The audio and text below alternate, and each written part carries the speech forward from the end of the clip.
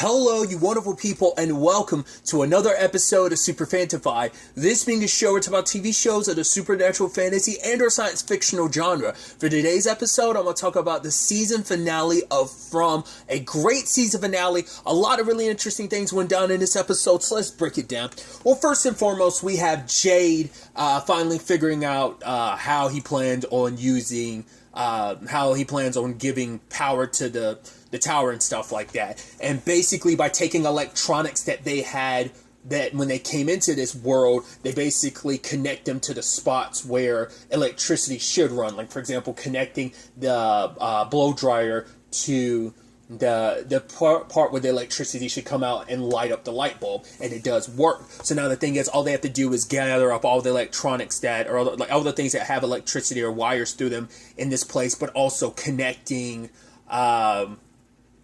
things, electronics and stuff that they brought in, and wires they brought in to fuel the battery. So the entire town is working together, stripping wires, and it all comes together. And I love that, it's like later on, Jay's like, "Oh man, I'm wiped. You guys got any snacks or whatever?" And I love that he's calling Jim Teacup. And I thought it was so interesting that Julie took such offense to it. It's like, his name's not Teacup, it's Jim. It's like, yeah, I know that. And she's like, well, then start calling him that. And I guess she felt like it's disrespectful. He's like, oh, I get it. You're sticking up for your dad. And it's like, right, okay, I'll start calling him Jim, but I'm gonna start calling you Sparkplug.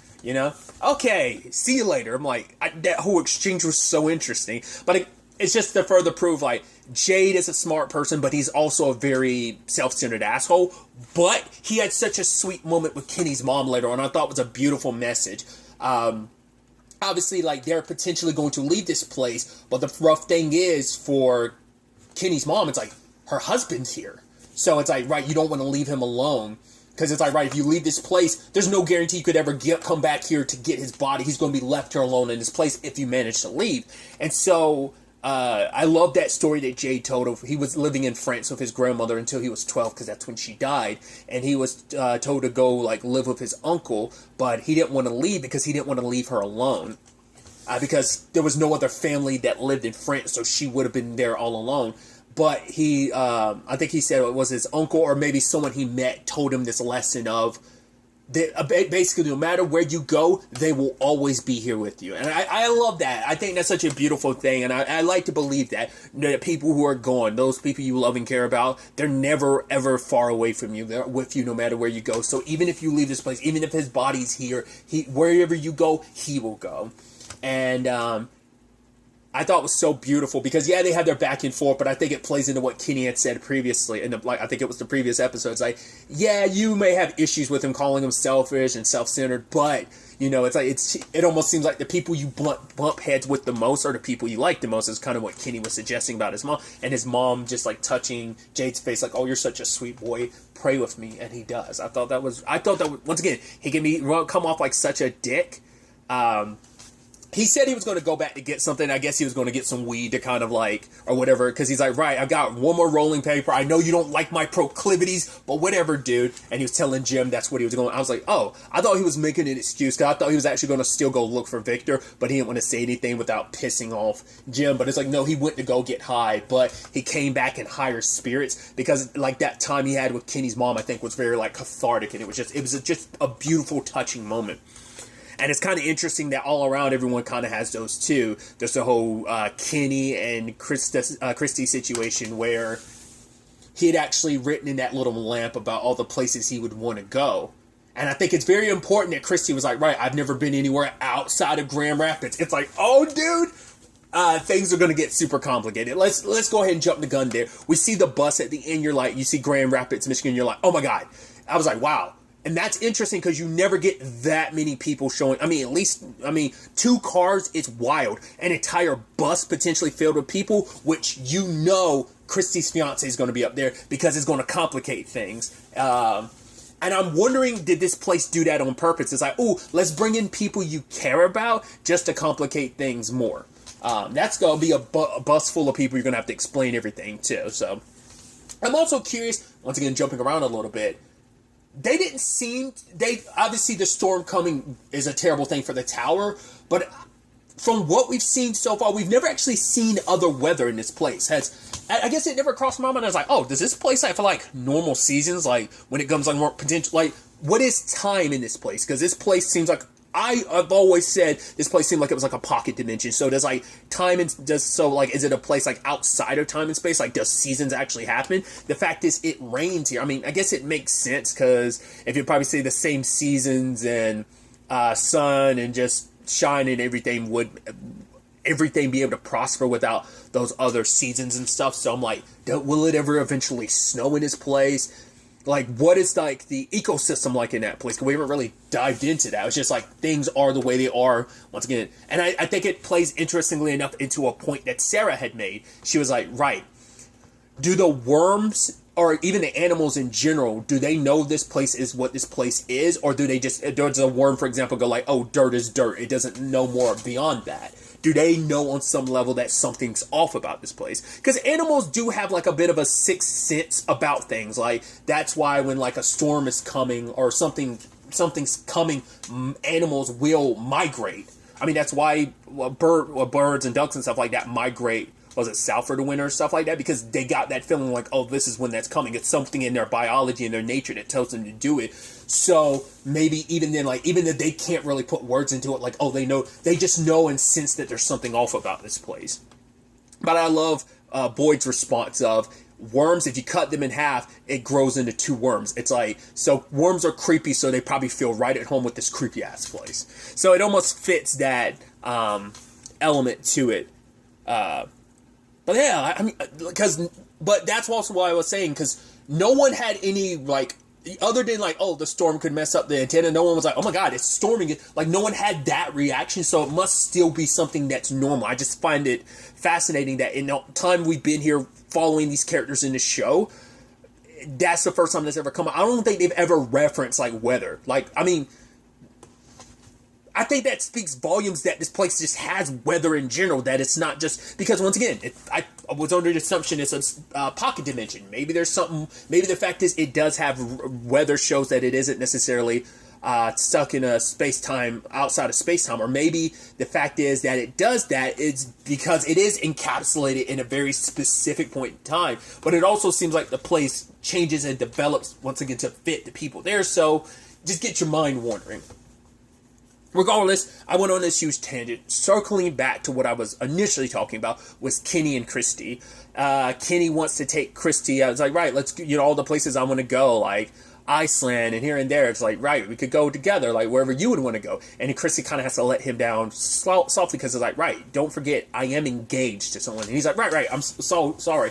Because she feels conflict because she legitimately likes Kenny, but the problem is she does have someone waiting for her. And once again, I know they're setting that up to be like, right, create a complicated love triangle, especially when she's at a point where she doesn't know what she wants to do. Because it's like, right, if they get out of here, she hopes that she can return to her fiance and find out like, oh, the woman I love is still waiting for me and didn't move on. But also there's an amazing guy around me that I would love to go to like Iceland or somewhere with. So what is she going to choose? She holds Kenny's hand, so I don't know if that's supposed to be indicative of this is me saying I'm choosing you for now. Who knows what the future is going to hold, once again with some complications on the way.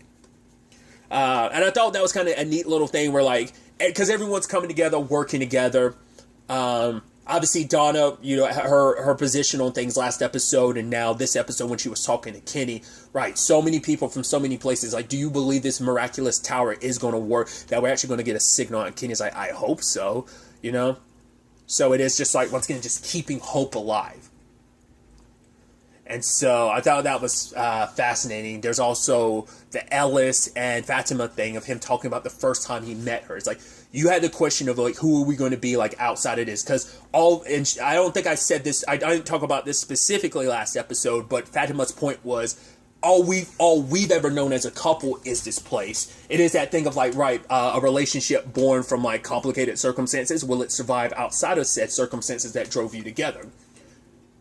And so Ellis is trying to reassure her. It's like, right, I don't remember my life before you. The fact is, us being together. And he doesn't want to imagine his life without her, so he proposes. And even I was waiting. I was like, is there going to be a but? And she's like, no, there's no buts. I was like, yeah, everything's okay. But you can tell there was some reservations there. You know, that's also going to get complicated too because Julie has a thing for Fatima, so that's going to probably complicate things in the future. Maybe, maybe not. It might just also be like, right, you're wrapped up in feeling attracted to this person who helped you through, like, when it's someone that's helping you through such a traumatic situation and being there for you, of course you're going to develop feelings for them, which is interestingly enough because, like, that's almost like the Ellis and Fatima thing itself. So I think that's where Julie, like, maybe it's like, right, maybe Julie will eventually get over it, but maybe it's like a serious thing. Maybe it's not just a, oh, you were there to support me and help me out of anyone. Like, everyone was there to, you know, but Ellis and Fatima more so than anyone, even more so than Ellis, was a person that Julie, like, latched onto because she's the one that gave Julie the perspective of, right, ignore, like, kind of, if you get high enough, you can see the dream rather than the nightmare that it is this place. So we'll see if that ends up kicking up any dust, causing some complications going forward. But at the same time, all this is happening, we're picking up with Boyd and Sarah in the woods, and it's like, right, what happened to us? And the moment they stepped out, there's a whole bunch of cobwebs. I'm like, so are we dealing with, like, spiders here? And part of me is like, are we going to find, like, is this like an ancient, like, we're dealing with, like, like, I was thinking, like, are we dealing with, like, a spider god or something like that? I played a video game where a djinn was represented by, an evil djinn was represented by a spider. So I'm like, okay. I said, for one, I'm like, are we going down, like, an 8-legged freak type route? I've not seen that movie in so long. I've seen that movie multiple times, but I haven't seen it since, like, I was a kid or a teenager. A teenager, because I was, like, was it 2003 that movie came out? I really like that movie. Like I said, I just haven't seen it so long. But what I was saying is, I'm curious what the spider situation is. Like, especially, like, once again, the moment all I had to see was those webs. I'm like, are we dealing with, like, giant spiders? Is that what grabbed you? Like, once again, is it like a giant? Is it a demon that manifests itself as a spider? Is it multiple? Like, is that what these things are? They fucking aliens? What are we all about? And so, as they're treading forward, Boyd does explain, right? The voice, the Mr. Fish and Loaves, that was me, a nickname. Only people who know that nickname, that would know that nickname here would be Ellis and Abby. So it's like, right, but your wife warned us to go back. It could be dangerous. But he's like, right, there was a light. We need to follow it. And he hears a voice. Who Sarah hears voices, but she didn't hear this voice. And it was like, the moment he starts going deeper and deeper, and the fact is he can only hear it, I was like, oh, is that what we're actually dealing with? I mean, because I was thinking, like, I said spiders and stuff like that, but I'm like, is that what, are we dealing with sirens? Because when the series began, I was thinking, like, skinwalkers are what those monsters are. Because the way they look like humans and stuff like that, we still never got an explanation of, do they take on the form of humans they've killed in the past, or what?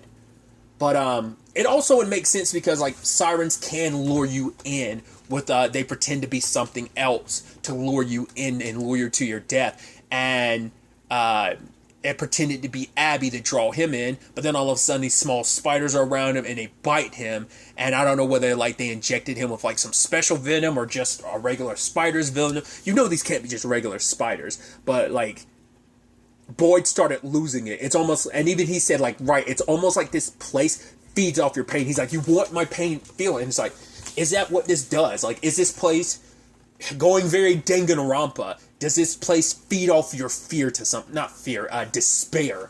Is that what it is? It needs, like, the death and despair that people feel. Like, is this place meant to, it does what it does to break you down because it needs you broken. So, oh, give me some of that fear. Give me some of that despair. It's so delicious. I'm curious, you know, very much kind of comparing this place to Monokuma. I'm curious if that's how this thing works. Especially because that notion plus the notion of what Nathan said of, like, right, you push against this place, it pushes back. And we see that notion so apparent this episode, too. So, the moment it started storming where Boyd and Sarah was, I was like, that's going to be bad, especially with them trying to put up the antenna. So, I figured that was going to not be so good. But, and I thought that's kind of an interesting parallel or juxtaposition of how Sarah and Boyd are kind of going through what they're doing, and Boyd's kind of losing hope while hope is kind of like literally being lifted up in town, because it's like, right, everyone's putting their hopes and everything into this. Everyone's kind of come together. I even love, like I said, Jade was in such a good mood. He's like, oh, the cucumbers are ready, and he's ringing the bell, and Donna had to be like, Jesus Christ, stop it, Jade. Because he was like, oh, why don't you pass these out? And she's looking at him like, are you crazy? He's like, okay, never mind. They're here if everyone wants them. But they got all the materials ready. They got everything ready. Lifted up the tower. It's like, okay, cool. And it's like, all right, let's do it. Everyone's celebrating. Everyone's happy. And then Tabitha goes off to finish the whole situation. I thought it was interesting because the bartender was like, oh yeah, I'm not going to go to the house. I'm going to stay at the bar. Because he's like, right, this wouldn't be the first time clever people try to find a way out of this place. And you know what the end result always ends up being? They end up at the bar afterwards. So, which, once again, I guess it's not him being a downer. It's just him being realistic. He's like, I'm hopeful things will work out, but I'm also not going to hold my breath. I'm just going to be prepared for, time and time again, it always has this, like, terrible end result. So, okay. And then, while the storm's happening, you're like, oh, man, this is bad. Like, the antenna's going to get knocked down and stuff. You're like, oh, that's going to be heartbreaking. You're hoping that maybe they'll get a signal out at first. But even then, it's like, that's also the thing. Like, even if you get the signal out, and that's always been a thing, what are you going to do beyond that? Like, do you actually think someone's going to hear it or whatever? I'm like, oh, this is going to be wild. And then the storm's coming. I'm like, oh, this is getting bad. And then a voice comes through, and you're like, especially when Donald's like, we got to get inside. And the voice happens. You're like, oh my God, they got through. And he's like, Jim. And you're like, what the fuck? How do you know his name? He's like, Jim Matthews. You're like, what? He's like, right. Your wife, she shouldn't be digging that hole. And you're like, okay. So it plays into, like I said, Nathan saying this place pushing back. 2, it also goes back to the point of something I pointed out, 3 episodes ago, back in episode 7, the Trudy thing. The thing was like, oh, hi, Trudy. She's like, how do you know my name? It's like, oh, we know everything about you guys. It's like, it's been my question since then, too. The moment you enter this place, does it know everything there is to know about you? That's what I'm wondering, too. Like, are the monsters we come to see, are they actually spider people? Like, is this some, spider god djinn thing or whatever? And then there's, these little minion spiders that end up taking on the form of humans that they've eaten? I don't know. Are these things going to end up being a cross between a skinwalker, a siren, and spiders? What is this? Is this place itself the entity, or is this place separate from the entity that's kind of speaking? Because it seemed like the place literally was speaking to Jim, like, yo, Jim, your wife shouldn't be digging no holes. So Jim runs afterwards. The light bulbs all start breaking. So it's like, oh, your plan, it was bust from the beginning. You thought this was actually going to work. No. Where you are, you're trapped here. We're keeping you here because you're our little ants in our ant farm, or our guinea pigs, our hamsters. I enjoy watching you run on the wheel. So he rushes to get back to Tabitha. Tabitha cracks open the floor, busts through. You're like, oh shit. I was like, please don't get eaten, Tabitha. Please don't get eaten. And then lo and behold, who's down there? Victor. And Victor's like, right, the little boy told me to wait for you here. And it's like, okay, so that little kid isn't a bad guy. I guess it's a weird example to make. Jeepers Creepers. You know how, Justin Long's character, Darren, and he was in the second movie, he was kind of right, he's the one that gave, oh God, what's her face? The main girl in the show, in the movie, who has the visions. Darren would reach out to her every 23 years for 23 days, it gets to eat. That whole situation, right? What if that's kind of what that little kid is? He's a victim of this whole circumstance, but his soul lingers here to try and help people. Now, what's interesting, though, is now he's reached out to 3 people. So he's talking to Victor again after all this time. Obviously, he's reached out, or at least been seen and interacted with Ethan. And now he also ends up talking to Sarah near the end of the episode, too. Which I also didn't talk about it. They found a lighthouse here, and you're like, wait, what? You're not even near. Were they even near a body of water? It's just like a lighthouse out there.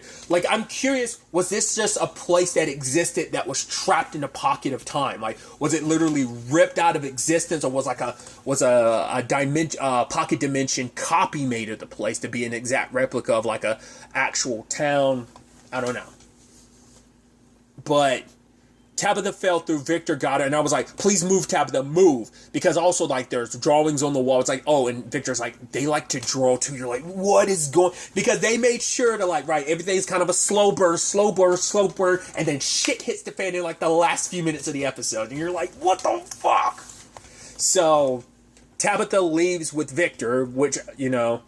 Victor's kind of like the safe bet to be around. The guy's been through a lot. Been here for a very, very long time. He's been there the longest out of anyone. By the time Jim gets there, there's just a massive hole in the entire house, and it goes from like the floor, like all the way to the basement to all the way deep down.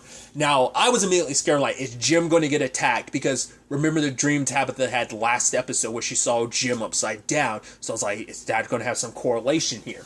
There's that. Sarah... sees Ethan, and Ethan's like, right, you gotta hide from them. Your brother was right. And that kid doesn't physically speak. That kid talks to you telepathically, which makes me think of, oh my god, what was, oh god, it's been so long. Duke! Oh god. I was about to say, like, Eric Balfour's character from Haven, Duke.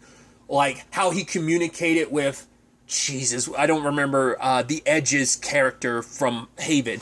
Like, how he talked to him, like, his mouth was going, he was kind of talking to him telepathically in, like, the series finale. Kind of something like that. Spoilers for Haven if you've never seen it. Sorry. But I'm like, yeah, the fact is that kid speaks telepathically. Once again, it also kind of plays into that Jeepers Creepers reference, which I feel like I also shouldn't reference Jeepers Creepers too. I mean, in general. Is it the director? I want to say what the director is super fucking shady, so I shouldn't be referencing those movies, but separating that, just let's focus on the concept and not the shady people that might be a shady person that might be associated with that franchise.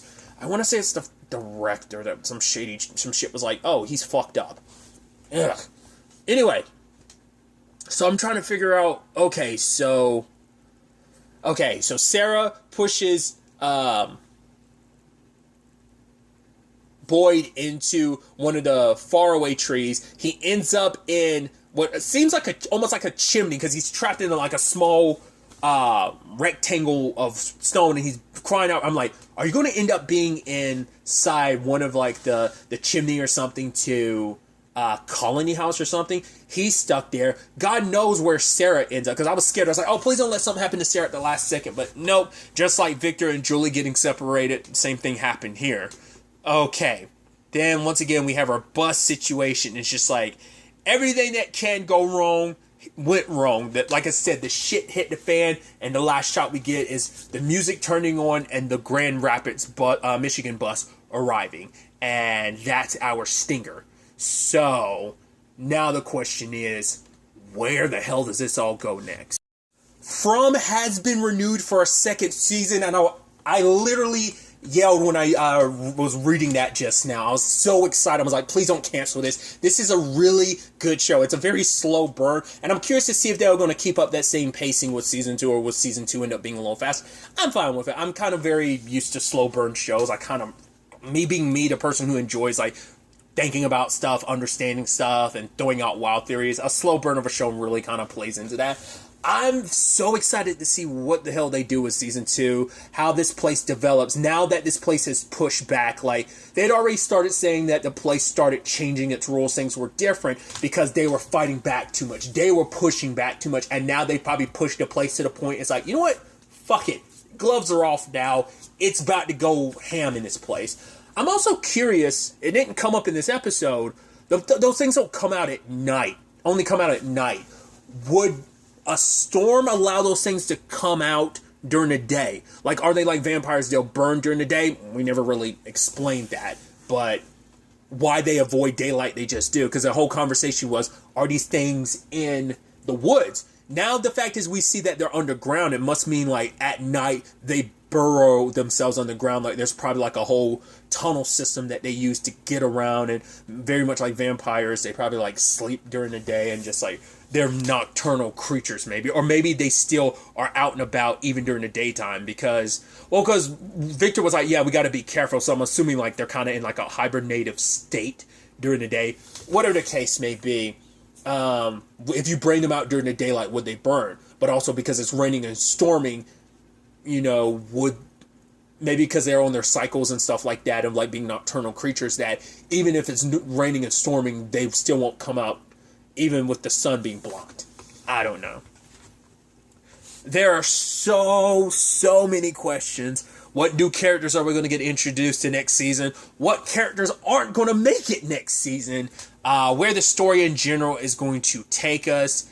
Finding out more about these potential, like I said, skinwalkers / spiders / sirens, whatever their whole deal is. Because there's definitely almost like some psychic thing of getting inside of people's heads, just like Sarah. But that's also the thing. You want Sarah to kill Ethan, but also at the same time, she's getting and hearing voices that are like, yo, you gotta go back. It's like, so maybe there's competing voices. The voices that wanted her to kill Ethan is to kind of damn them even more. But then you have voices like Abby, as well as the little boy in white, trying to be the voices to try and send you back on the right path and help you. I'm not sure. We'll ultimately have to wait and see where season 2 takes us with all of this. But really, that's all I'm going to talk about. To the next time we meet, be happy, be safe, live life to the fullest, and enjoy it. Good day, and goodbye.